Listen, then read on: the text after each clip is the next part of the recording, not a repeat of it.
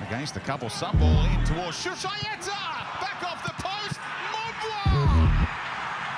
For MacArthur! A quite remarkable story!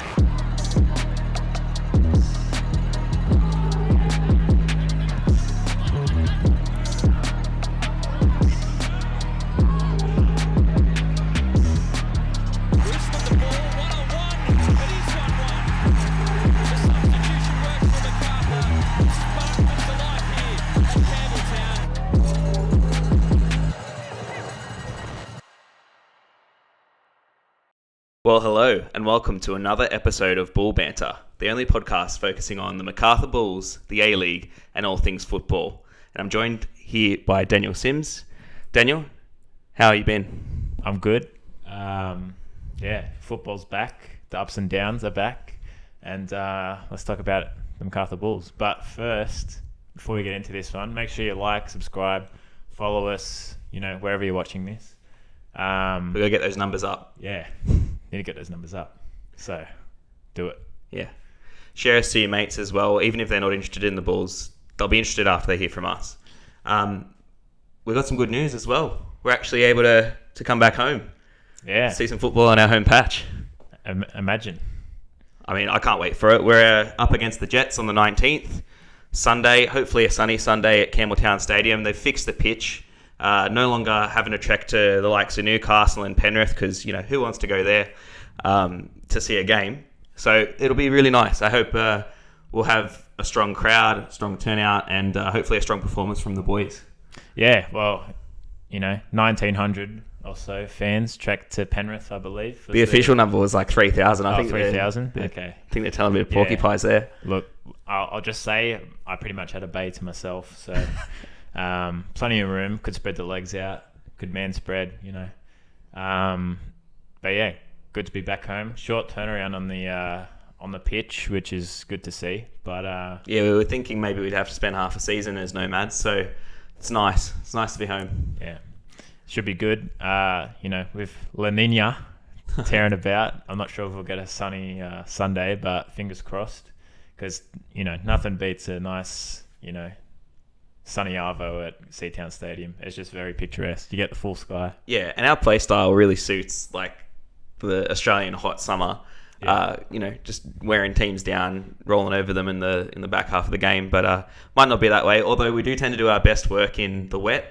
Cast your mind back to the Western United game last year, and the iconic first win at home against Adelaide. So could be more scenes.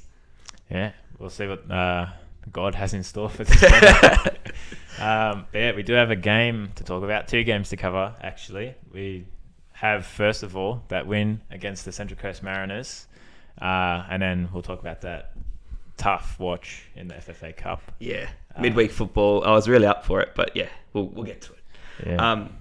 CCM game, the Mariners. I mean, decent amount of fans travelled down for that one from the Mariners' point of view. But the whole game, I think, was a bit of an arm wrestle. I think in the first half, we got the better of them. If it was a boxing fight, you would have given it 10-9 that round to us. But yeah, overall, a real arm wrestle. I don't think we played our best football, but we had the better of the chances, especially in the first half. There was some really good work from, especially Daniel De Silva. I think he had a really good game. He was really up for that one, up against his former side. And, I think the boos were still ringing in the ears from the Mariners supporters who stuck around when we played against Phoenix at Newcastle. So I think he came with a bit of a fire in the belly, and he put on a real performance. He was a highlight down that left side. Yeah, I think he's really worked out the spacing, and our midfield as a whole, really, in that game is very clear. The spacing is really, they've found where they need to be in the right spot, because De Silva, even against Newcastle Olympic early season, he was getting caught in too tight of a space. And then you're always why is he dribbling and not getting out of there? But then now it just looks like whenever he's touched the ball against Mariners, he just had an extra 1.5 metres around him. Because we play that, it's almost a square midfield 4 of 2 attacking midfielders, 2 defensive midfielders, and the coverage can't really work it out. We've got us as a 4-5-1 sometimes. We've got a back 3, two wing backs we know for sure that like to get up into the midfield quite a bit, and that box midfield with the lone striker, usually Lockie Rose. So our attacking midfielders, De Villa and De Silva, were quite influential in this game. De Villa just baiting people into fouling him, getting a couple of the Mariners defenders on yellows pretty early on, and it meant that we were in the ascendancy. Although, you have to say, not creating too many clear chances until late on in the first half, but definitely controlling the tempo of the matches, which is what you want to see. Yeah, it looked like we're on the front foot. And, we have those lapses where we sort of let teams back into games. And at times, to be fair, Mariners did look pretty threatening. They were able to get in behind our wing backs and put in some crosses. But when they have Urania up front, and honestly, he looked god-awful that game.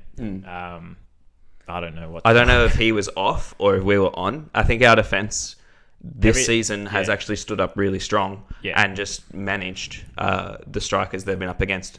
Maresh is a quality player, and he looked like he could have caused a few problems for us. There was a good few touches that he made, but I think the likes of Uzkok, Jovanovic and Sujnia did a really good job of just keeping him nice and quiet. Yeah, I have to agree with that. But even when he had open space, it was just donkey touch left and right.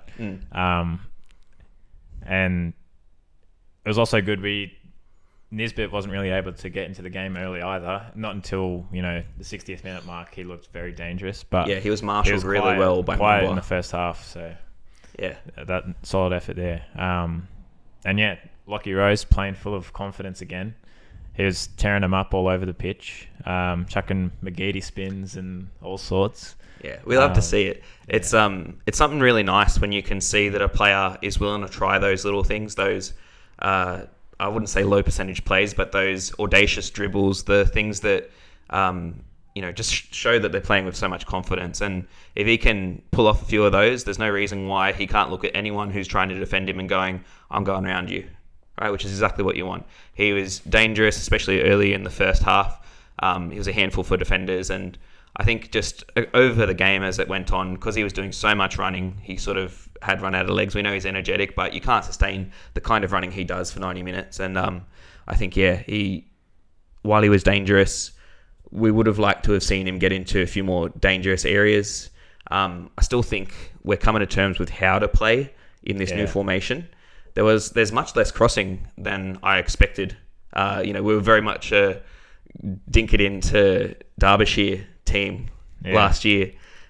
We know Lockie Rose, he scored headers against Newcastle Olympic, but in an A-League setup, I don't think he's going to be winning too many against tall and strong defenders. So we have to find those other ways to goal, and it looks like he's the one who get in behind to really high press, initiate that nice high press, and drag defenders out of place to bring our midfielders in, and it paid off really well in the late first half with a couple of really good chances that fell to De Villa, and one of them ended up in a goal. Yeah, unfortunately not his first goal for us technically, even though he'd like to claim it. It was going wide. Yeah. And, fortunate bounce off Bazanic, I think it was, and just wrong foots the keeper. Funny thing about the keeper, the backup keeper goes off injured about 15 minutes into the game, so they bring this young kid on. Caruso. Yeah. Is he must be like 17. Yeah, 17. So you just think after that, just shoot from anywhere. And he did look really uncertain, didn't he? His first few touches were very wayward. Yeah. So we were smelling blood in the water, but we couldn't really capitalise on it, could we? No. There was a few half chances where, we'd be able to work it out to Noon, and he'd put a few good crosses in. One for Moody as well.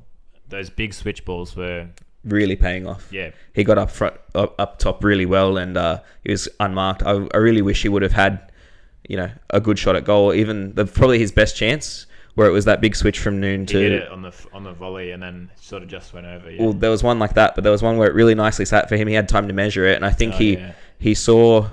He sort of froze on it. I wouldn't say he froze. I think he saw Lockie in the middle and just thought if he continues in there and gets a touch, it's an easy tap-in goal. Being a bit unselfish. I think he was in shooting range there. He's on sort of the corner of the 6-yard box. Just have a pop, son. Yeah. Would have been scenes if that cracking volley went in, Tim Cahill-esque.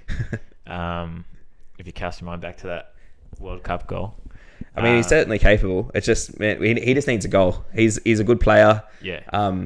He's finding his feet in that left wing back position, and we've talked about it the last couple of weeks. I think he's actually done way better than many would have thought, considering he was previously a winger or a striker. So he's done really well to sort of shut things down there and gotten forward well. But yeah, he just needs a goal to his name. Yeah, 100%. He looks very threatening against Mariners, so good progression for Moody. But yeah, Philip Curto, yet again, probably saving about 3 goals. Yeah. He's averaging about 3 goals saved per game, so I'd like to see the expected save stat, whatever the stat is for keepers at the end of the season, because he's going to be right up there. They just gave him Federici's contract, and in Federici's contract, it's like you must save 100 goals a season for this bonus. So he's just getting out there saving everything. The boys are doing a solid, letting him have some shots. I can't believe having this much of a firesome start to the season for him. Yeah. It's such a commanding keeper. The fact we get him for free, that's crazy business. Well, I mean, we've talked about it before. He's proved his worth in the A-League a lot. Like he had an awesome season with Wellington his first time out. He was goalkeeper of the season for them in that first showing, and then he went to Western United and was quite good. His second season with them, he was sort of shunned for another keeper, but could have just been behind the scenes stuff, because we can clearly see when he's on Western United. Sorry, he used to play for them, but when he's on the field and given that chance, he's just pretty unbeatable keeper. Yeah, and you see all the reactionaries on that MacArthur supporters group saying he doesn't look good, but he's kept 2 clean sheets. They don't know what they're talking about. And I will admit, when you see him flap at him, you're sort of on the edge of your seat, oh shit, what's he done? But he's keeping them out, putting the balls just in the right area on the saves. I think it gives our backline a lot of confidence as well. Absolutely. Which, if we had a shit keeper, we wouldn't be top of the table. We wouldn't be where we are. No. You can see it he gives a lot of confidence too. It's not just the saves he's making, but whenever there's that through ball, because we do like to play that high line, and we're playing that offside trap quite effectively. But when it does actually go through, he's well positioned, getting off his line and being that sweeper keeper that we need to be as well. Bit of an odd one with him opting not to take goal kicks. I think I heard something that Ante said about how he doesn't want his players overexerting themselves or something like that. So maybe he's aware of an injury. Yeah, it's happened a few times. He'll take 2 or 3, but then Sujnar will get in there. And then Sujnar will get in there, and then he'll take another couple. But maybe it's a weird one. Yeah, maybe it's just to put the opposition off. Yeah, the mind games, the Milicic mind games. They think Curto's injured, so they start shooting from 30 yards, 40 yards, and then plays right into our hands. Yeah. But yeah, can we talk about the goal? The build up to the goal was excellent. Just passing it nicely around the field, keeping possession, staying calm. Worked it around the back, got it out to Najar. Najar puts it down the line after the defence shifts over, and De Silva picks it up. He's dragged Tonjik out and just absolutely bamboozled him. Told him to be humble and sit down. He's done him, and then gone into the box, ghosted in, outside of the foot, casual as you like, lays it on a platter for De Villa, whose strike was probably errant and going wide, but ends up in the net for us. That was straight after a chance, similar chance as well. De Silva ghosting in again, comes across, De Villa hits it. Lockie's in the way, unfortunately. I mean, De Villa could have had 2 in the last 5 minutes of the first half there. But yeah, that's the kind of combination we want to see. And I can't sing his praises enough. Daniel De Silva just had an absolute blinder on the weekend. Yeah. I can't believe he did Tonjik that easily. Yeah. But sat him on his ass. He got him hooked at half time too. I mean, I think Tonjik fouled De Villa earlier and got a yellow, but yeah, he made him look so foolish that Nick Montgomery was just get off.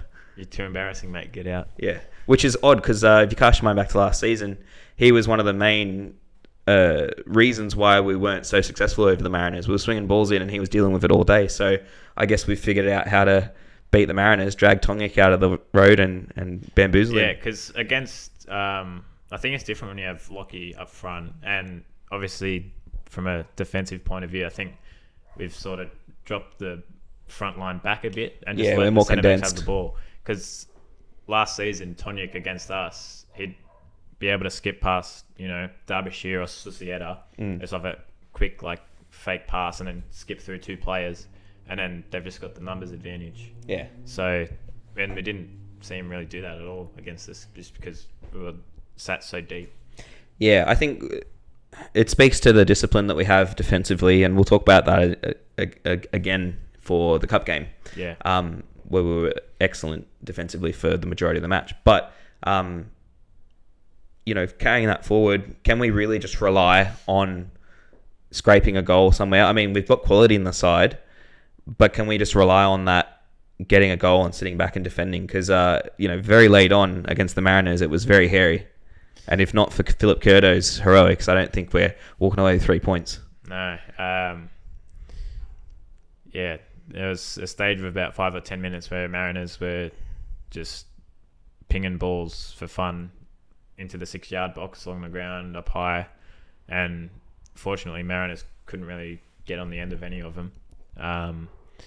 It's not sustainable, but you'd hope that over time we're scoring more than just one per game with the attacking talent we have. I mean, there were chances. Tommy Urich, when he got on, had a header from 3 yards that he's put straight into the chest of the young keeper. When the keeper's 5'5", you got to do better there. He just didn't get any power behind It was too casual. It was almost like he expected the keeper to come for it and fluff it just for him to nod it in. If he put any power on it, it's going past him. Bit of a P-roller. Yeah, absolutely. Yeah. Al-Hassan, Uzcock got on into a good area as well, and off a corner nearly put it through into the goal. Oh yeah. But Al-Hassan Toure, I was about to talk about him as well. He looks like a game breaker for us. He looks like very solid. Yeah, flashy. Was able to a lot of the time, because we're just keeping possession, it just looks like our players don't have that spring in their step, and he just brings that straight away. First touch of the ball, he was able to go one-on-one, and if it wasn't on, just turn it around. It's like Ante just told him, get out there and beat people, and that's his job. I mean, he was throwing step-overs in our own box at one point. You love to see it, and if it comes off, it looks fantastic. I worry a little bit that because he is a young player and he's a little bit green, especially new to the setup that we have, if he's going to try something a little bit audacious in the wrong spot, turn it over, and then we're facing a counter. Realistically, it's only going to be in our box on corners, so you'd hope the ball doesn't fall to him and he tries a rainbow flick or something. Yeah. But, for the most part, he should be in the attacking third, and if he loses the ball there, it's not a big deal. Yeah. But yeah, it's just imagine him, De Silva, and De Villa linking up. That's just you can see it. Flair for days. Yeah, I think he'll be nursed into the side as well. I'd expect him to get minutes against Western Sydney this weekend, probably off the bench. But yeah, he's an exciting player. He's the game breaker. He's someone who can, when we're struggling, when we're under the cosh like we were against the Mariners, you can chuck him on and, he can take the ball upfield on his own. He can win a foul.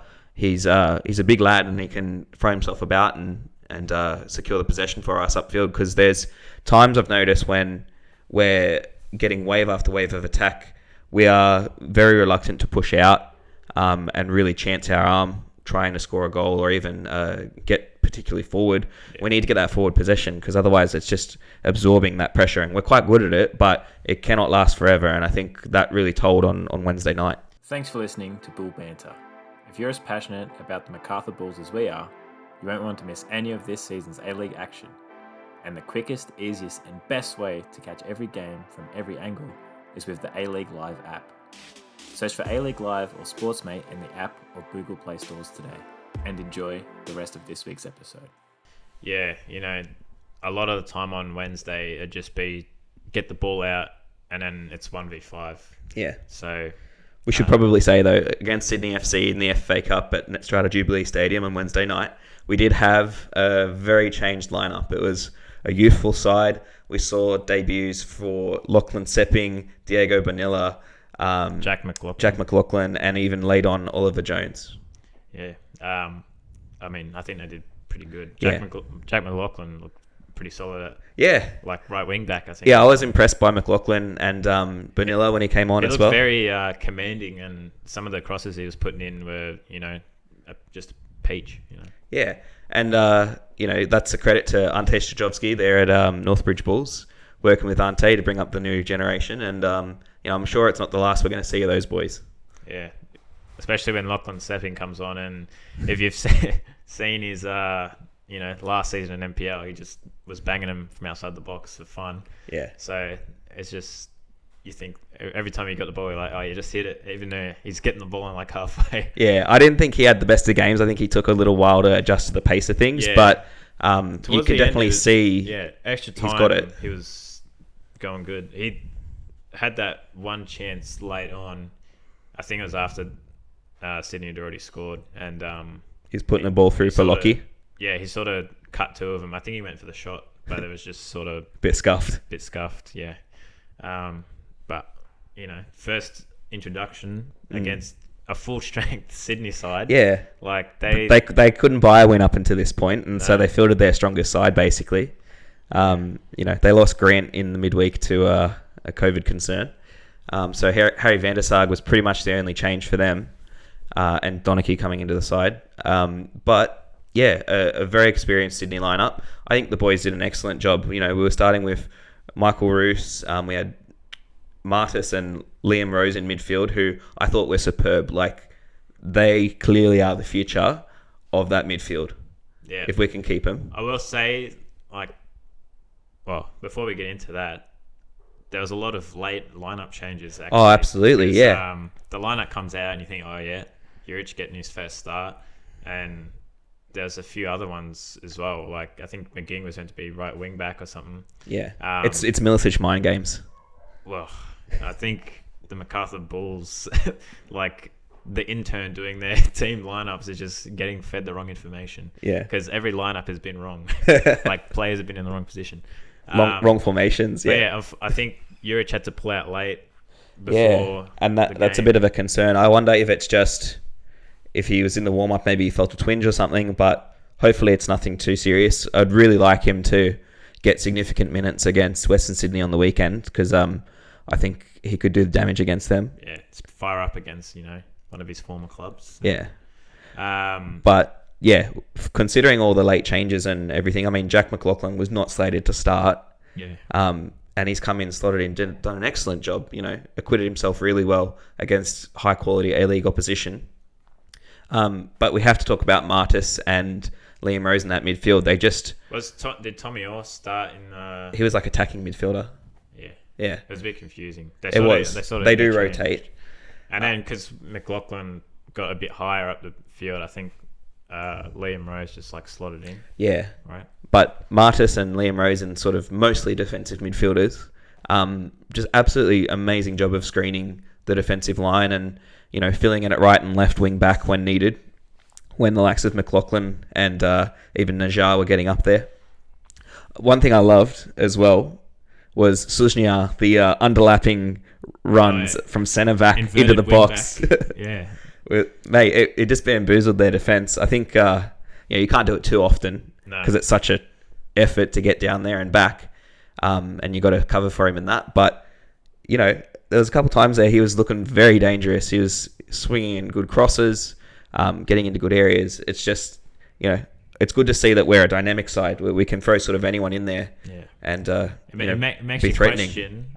It makes you question: is Suznia on the cards to start left wing next game? No, he's a centre back. Come on, mate. Nah. I'm not yes-anding that. He's beast at centre back. Yeah, he's been terrific so far this season, and I do like when he can progress the ball. Sort of skip past the front line, and then sort of open the game up for us. Yeah, gives the others a bit more space as well. But that was the first half. True. Second half was much different story. Second half was it was a very tough watch. Yeah, for the second half, my notes are it just says dire. Yeah. Tough to watch. We didn't get anything going forward at all. Sydney just squeezing us. I think the experience of them sort of told out in the end, despite our very resolute defence. I have to give credit to James Meredith, Sujniar and Jake McGing, who slotted in nicely at right centre back there. We caught him offside like 9 times. Yeah, Meredith was commanding. Yeah, he was solid, getting in the right areas to just get something on the ball, fuck it off. Yeah. Reset, do it again. Yeah. So yeah, the back line was doing terrific, but after the first half, the midfield just sort of disappeared. We were always either too high or too low, and Sydney just sort of ran the game. Although I'd like to touch on right before half time, we looked like prime Barca. We just I'm not kidding. We had the ball on their 18-yard box, and we were just moving it side to side, and we had about 4 or 5 shots like in quick succession, and you think maybe one of those is able to go in, but that it was only like 2 or 3 minutes in the game right before half time, and we're looking solid. But then half time, some changes are made. Devia's injured, unfortunately. Oh yeah, we have to talk about that. Crunching tackle by Farrell in the Central Coast Mariners game. Yeah. I think that deserved a red, just quietly. Yeah. Did he even get a yellow for it? He got a yellow. Yeah. But man, I've seen those given. Like, we'll show you the footage. Yeah. He's late. Studs showing directly into the ankle from the side, completely obliterates Devia. And what can you say? He's injured now. Looks like his knee was sort of jolted out of place by the force of the challenge. Those hurt, and you'd want to see a bit of fairness there with such a terrible challenge going in that the guy sent off. I mean, if our player had done that to another player, I would be like, fair enough, that's a red. We want some, is the right word, retroactive action. Just give him a red card now. Yeah. Yeah. Well, Fatlow good it does us. I mean, we've got the 3 points anyway, but what it actually means for us is Devia's probably gone for about 4 weeks. Yeah, so... Which is terrible. He's the main man who we're getting the ball to him in field to progress it from defence to attack. It's like that one guy in, Sunday League or whatever level you play at. You just know, takes a bit too serious. Nah, I'm talking about, alright, yeah, for Farrell. Yeah, just like gets pissed the night before and then just... He does look like he was still a bit pissed, wasn't he? He loves fouling people on a Sunday. Nothing better. But Devia, like the one guy in your team where if you're in trouble, you just ping the ball at him and his touch is perfect enough to take perfect and you'll do something with it and then... Win a foul. Yeah, put us through on goal. So yeah, big loss. And it sort of showed against Sydney FC just because that final third just didn't have that creative spark in it for, I'd say, the whole game. But De Silva comes off at half-time in the Sydney match. And after that, it just sort of... We had no midfield. The whole second half, we couldn't string more than 3 or 4 passes together. And then Sydney just were able to win the ball back. Yeah, it was disjointed. I think that's probably a symptom of quite a few of the young boys being there and just not, maybe adjusting to the tempo of playing against an A-League side. They come up from MPL. I'm not laying it all on them. Like, there was... I don't think Charles had his best game when he came on, and also we have to talk about he's probably injured now. Yeah. Falling over on the greasy surface and probably doing his groin or his knee. Yeah, or the adductor. So, yeah. They can be that lengthy injuries. That injury could hang around all season where he's not playing fully match fit. Yeah. Which hopefully not. But a wet pitch, he gets ankle broken by the defender with a quick fake shot or something.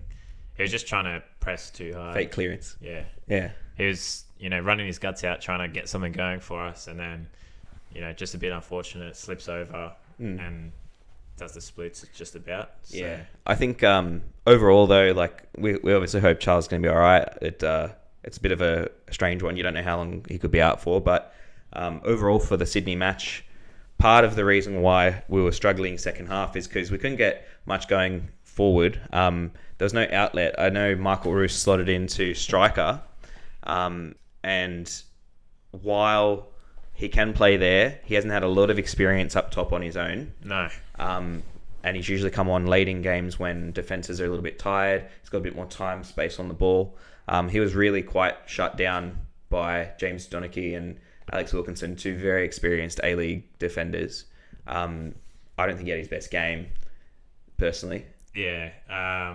Plus, it's his first minutes he's gotten all season, and he played 120 minutes. Yeah, he was gutted by the end too. You could see he'd been running all day. He got cramp at one point. He kept playing I think it just wasn't his night. But you can't fault the effort, and he'll come back stronger from that experience. He had a few half chances. One I think he could have played someone through, but then took the shot, and then I think it was Lockie late on, and then another one. I forget who it was on the wing, but it was sort of attacking their right side, and Roos was sort of wide open on the edge of the 18, but then the ball just never got to him. Unfortunate, and a tough game for a lot of the boys. As soon as extra time kicks in, you could just see we were a step off the pace, because I wrote down here, look up second half possession stats. That stat does not exist because it's the FFA Cup and there's no stats about it. But you would think that second half, it just felt like Sydney had 80% possession. Yeah, it was somewhere in the range of 70. If we're running around for a whole 45 minutes and then we got to go to extra time, it was very clear the boys ran out of legs. Even with the changes and the youthful exuberance that we had, it just wasn't enough to carry us through. Sydney just outpossessed us, and that tells over the course of 2 hours. And it came with the late goals. I think it was the 111th minute. Donachie got a header off a corner, or just off of the short corner. And then very, very late on, I think we had 9 men because Martis had been red carded, and there was an injury. I think Tommy Orr went off on the sideline or something. We had 9 men. Van der Sar just got forward, carried it through, and dinked Curto. But overall, pretty good performance considering the personnel we had there, the late changes, the vitriol that was all coming up before the game. I'll take that. Yeah, pushing a full strength to extra time, full Sydney FC side to extra time with the guys we had there. It's good minutes for them. Yeah, unfortunate about the injury to Charles. Hopefully he's all right, but overall 2-0 extra time. It's not the worst thing in the world. It's not like copping 3-0 in regular time or anything like that. No, it was solid effort, and obviously once extra time starts and we're playing on one leg, most of the boys, it's clear we're just trying to play for pens. We lined up like an Italian side. Yeah, Mourinho, just parking the bus. But yeah, not much else to say, really. Not really. I'd like to highlight the amount of bullshit Ninkovic gets away with. Yeah. It's a bit silly now. Protected species. Yeah. Is he endangered or some shit? What's going on? Roos. Oh, it was Liam Rose? I think it was Roos. He on the edge of the box. On the edge of our box, Roos goes... I got a different one, but sprint away with it, and then Ninkovic catches him and then does this one that he always does after he fouls someone. I didn't do anything. And then the ref blows the whistle, and even the commentators are like, oh yeah, that'll be a MacArthur free kick. Yeah. But then no, it's a yellow card for Roos. He's just gobsmacked, shocked. And so am I. Yeah. And they get a free kick, and I think they scored from it. Yeah, that's right, because it worked out to the side. They got a corner off that. They played the corner short, and Donachie headed it in. Yeah. Also, Liam Rose breaking up the Sydney attack as Ninkovic was carrying it forward just on halfway. Ninkovic has gone to take it around him on Rose's right-hand side, and he's chucked his right foot out, the outside of his foot, and his heels caught the ball and knocked it away. Ninkovic has just fallen over, not even touched him, by the way, but he knows he's lost it, and he knows he can probably buy a free kick there because he's a protected species. Is it in his contract, with the A-League or something, where, he gets, X amount of calls going his way each season? Or Yeah, I don't know. Maybe just to fend off some of the interest from overseas, because you could easily see him fitting into, a lower Bundesliga team or something like that. Yeah. I know he's a bit old, but, he's got the quality. I don't know. We'll have to maybe have a look at that. But Liam Rose gets a yellow for not even touching Ninkovic. Obviously, there's no VAR shit call. in the cup Yeah. either. Overall, I thought Eames had a good game, but anytime it comes to Ninkovic, it's just like, oh, you can't go near him. Yeah, and I think it's a bit of like, if the ref brings out the cards earlier in the game, the first card came out in the 88th minute, and then we get like 5 more in extra time in the red as well. Yeah, the Martis one, I think it's 50-50. We've seen him given. You give a red when it's the 150,000th minute of extra time, and you're on halfway. Like Lafondra still. If it has was to 0-0, I'd be like, yeah, fair. If it was 0-0, it's like, yeah, fair. But like they're already up 1-0. The bloke's on halfway. We got 10 players on the pitch at the time. Yeah, there's I think it was Shrewsbury, which he's quicker than Lafondra. But whether or not he catches him, it's not like Lafondra is 10 or 15 meters in front of like the last defender. There's another defender right there. He's got to go from halfway. He's got to beat Curto, which is no easy task. Yeah. And he's got to dribble it the whole time with 2 players chasing him down. Yeah. I don't think that's a red card. I think that's a yellow and a talking to for Martis. Yeah. But unfortunate for him, he'll probably, I think, given the FFA Cup rules now that we've seen with Bureau Giddy getting the red, Martis won't be available against Western Sydney, which brings us in to talking about that game because... No Charles. Jordan Much looks like he's probably not going to be back for that, given his injury issues. We didn't see Jake Holman against Sydney, which, surely that's a fixture you'd want him getting minutes in. So maybe there's something going on with him injury-wise. Who else are we missing? We're no Devere, right? Devere. So we've got 4 of our probably best midfielders who are unavailable. So maybe we're looking at a Tommy Orr and Liam Rose centre mid pairing at the weekend. Yeah. I think that's the only 2 options we have. Right? Yeah, and look, Liam Rose played 120 minutes. Like, is he going to be on fire? Like, he might be up for it mentally, but physically, that takes a toll on you. Midweek fixture, 120 minutes, and losing in those circumstances, heavy pitch, all that. He'll have to do a hell of a recovery to have a really strong showing. I don't think he's going to get 90 minutes on the weekend. Nah. We did see last season for about 10 or 15 minutes in game, McGing played centre mid, I believe. So maybe if, Rose is on his last legs coming the 60 or 70th minute, maybe Jake McGing gets in there. Yeah. But no other options, I don't think, that are really there.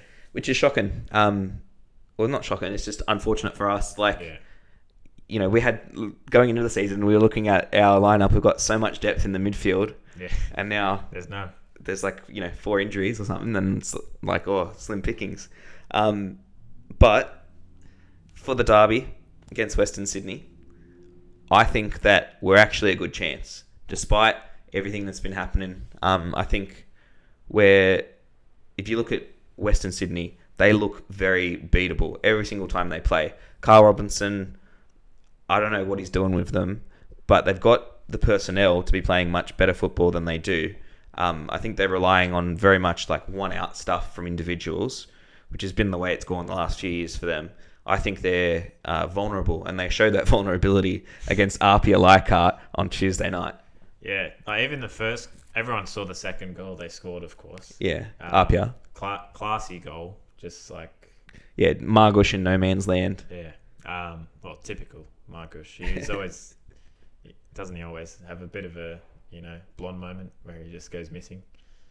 But I don't watch him enough to know. Well, neither do I, that's what I'm asking. But yeah, first goal as well is very well worked from Apia.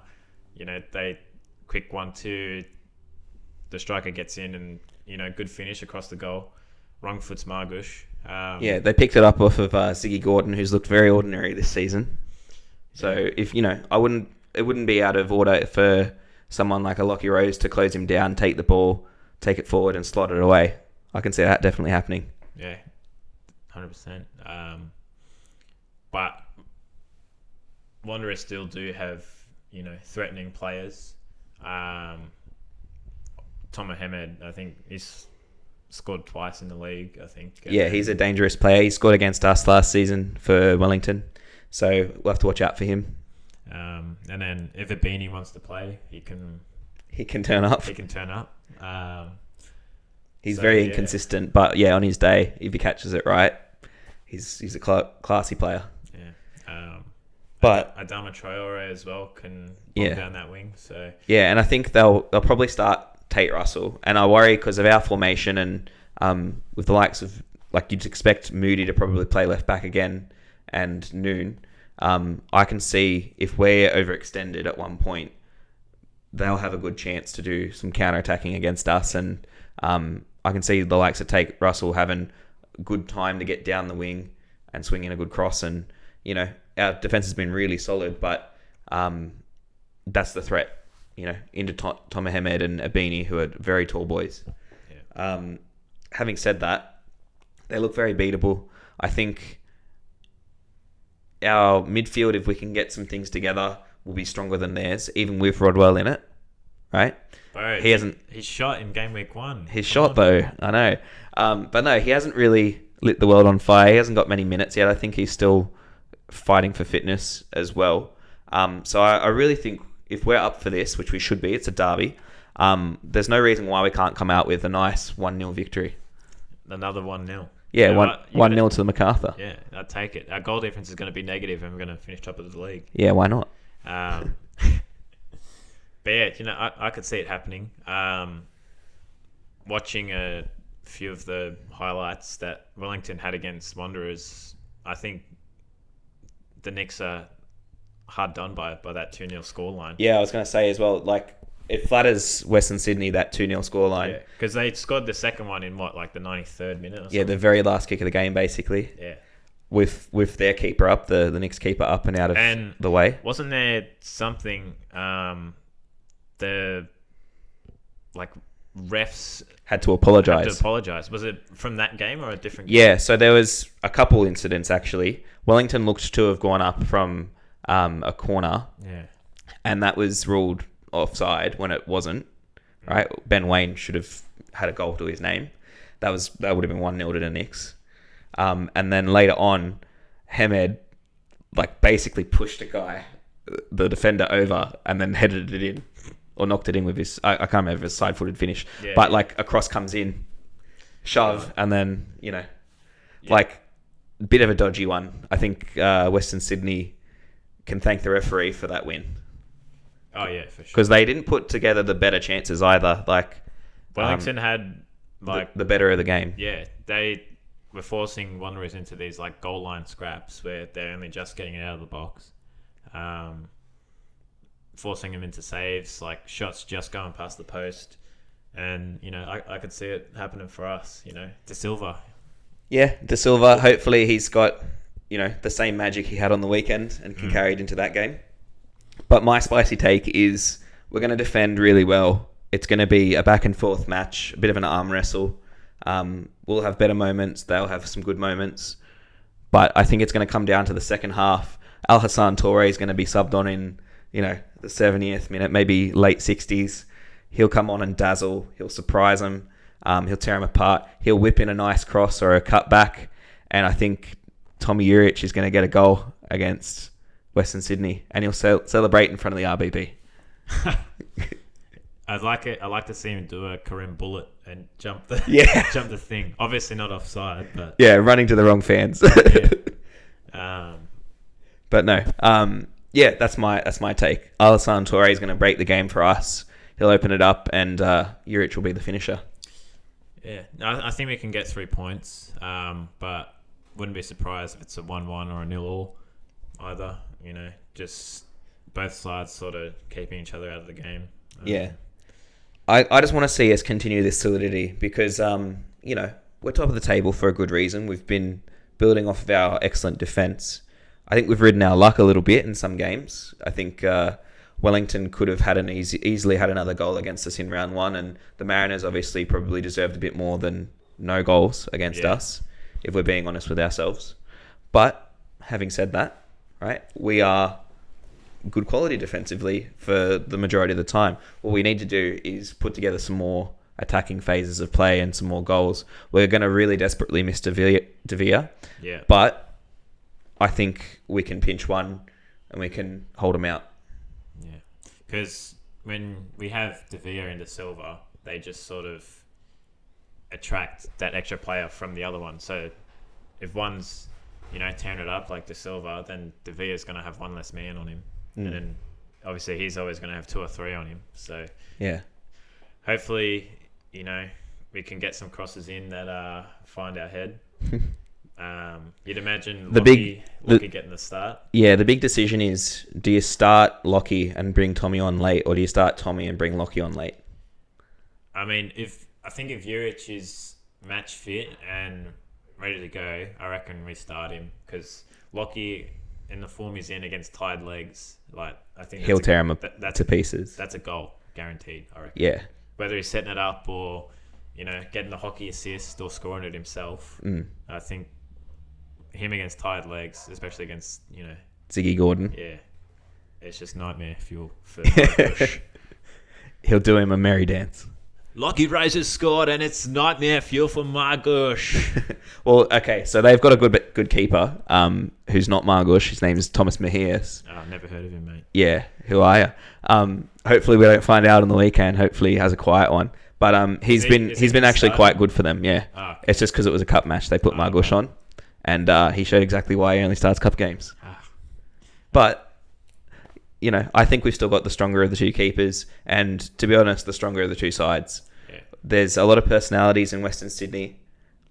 They haven't really, to me, put together a good team performance yet. Solid individuals, but do they have the heart? Do they have the ticker like we do? Yeah. I think we've managed to put in some solid team performances so far this season. We saw it against Sydney. And then I think against Mariners as well, you have to say, other than a few shaky moments, which are always going to happen with us, Yeah. and we get bailed out by a Curto, we've stuck to the game plan well. And I think it just shows the level that Ante is at and our team are at. Because, come on, Corica and Carl Robinson, they got nothing on Milicic, bro. That's right. It's Milicic mind games, and he'll keep playing them. He'll keep getting us to outperform what it looks like the individuals can put in. Yeah. You can just see what he's done to the performances of Lockie Rose. You can tell he's mentored him to that point, and now he's playing with that great confidence. And if you saw him at full time during the FFA Cup game against Sydney, he was the only one sort of with a bit of fight out there. The microphones are just out there on the pitch, and you just hear him going off it. Yeah, in extra time. At Retre and Corica, just he won't back down. He'll go to war for those players. Yeah, and you love to see it. He's quite a reserved man, but when he gets a bit hot under the collar, there's a lot of fire there from Ante, and we love to see it. So yeah, hopefully he can get the boys fired up, because I think this weekend's match, it'll be so much more about the mental side of the game. Can we bring that, can we wait out the tough moments, and can we have that bit of fire, passion, cheek, ambition, and quality to win? I think it'll be a mental battle for sure. Our games always tend to start like that. We just make sure we hold the other team out for the first 10 or 15, and then, they take a step back, and then we're able to get in. Yeah, it's like Ante treats every game like a cup game or like a final. Yeah. Just don't concede in the first half, lads. Yeah, that's it. I mean, you don't want to concede in the first 10 or 15. No, of course not. You don't have a plan for that. But in different circumstances, if we had our full complement of players, if we didn't have heaps of injuries, I'd be like, let them rip, get them up there. Let them do their thing, but we have to play this conservative style, just given the circumstances. Yeah. Especially with the boys coming off 120 minutes midweek, you can't be all guns blazing straight from the start and expect to come away with a win. You got to be able to play the moments, and I think we managed the game really well under Milicic. Yeah. When this comes out, it'll be today or tonight. What is it? 7 o'clock. 7 something, 7:30, 7:45. 5, 6 or 7. Just rock up at 7. Be there, because it'll be a massive match, and I think the Bullpen have got something special planned. They're bringing numbers.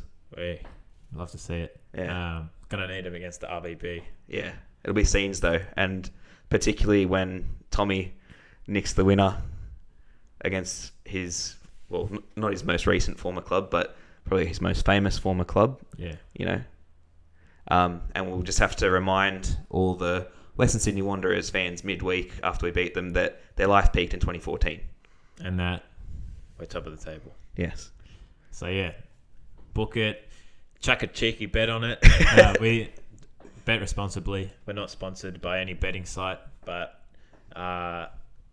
we will sell out. No. Unibet. Yeah, Unibet. He's got it right there. But yeah, 3 points or 1 point. Keep that undefeated record going. Yeah. I'm just looking forward to going to a game that's within range. Oh, Parramatta is a bit closer than... A little bit closer. A little bit closer than Penrith. It's a nicer stadium. So. Yeah, easy to get to on the train too. Yeah. So yeah, get to that one tonight.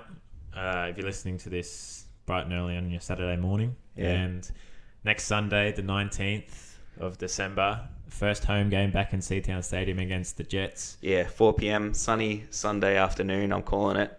I'm doing a weather prediction. And it'll be beautiful. Let's see if we can predict the scoreline better or the weather. Yeah. Might have more chance with the weather. If we can shut down Valentino Yule, I think we're good. That's tough. But, He's on fire. He's on fire. But hopefully he doesn't have to, go down in a heap and buy a pen like he did last time against us. Yeah. I think he's twice the player he was then. True, but so is Lockie Rose. Yeah, that's true. Yeah. And by then we could have some players back too. We don't know how badly Mumbo's injured. Much should be back by then. We'd want to see Holman back on the team sheet.